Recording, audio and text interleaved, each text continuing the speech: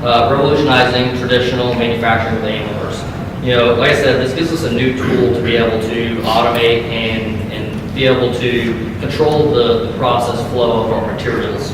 You know, prior to having AMRs, you either had the option of an AGV or a fork truck driver going to the end of the line to pick up parts.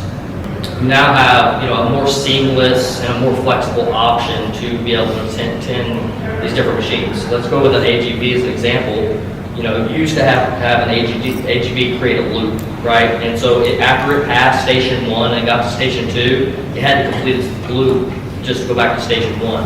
Whereas with an AMR, you're able to be at station 2 and just turn right back around and go to station 1. And as in the example with labor costs, as you can see, this can be very impactful for saving labor costs. This was just on an operating an injection molding machine. You could highly reduce your labor costs with fork truck drivers, even if you don't do full completion. Let's say, for instance, you have an operation where you're unloading, or you're taking a full pallet and you're driving it all the way to the end destination of a semi-truck, right?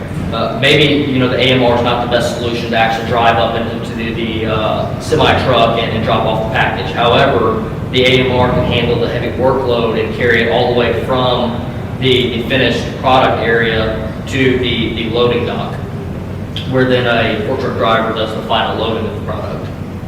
AMRs can be easily scaled. A lot of these AMR systems work with an AI technology, and they work with a singular hub. So there's one brain that controls all the AMRs on the floor. Now you can deploy this as a single AMR, and the AMR can be in control of its own actions.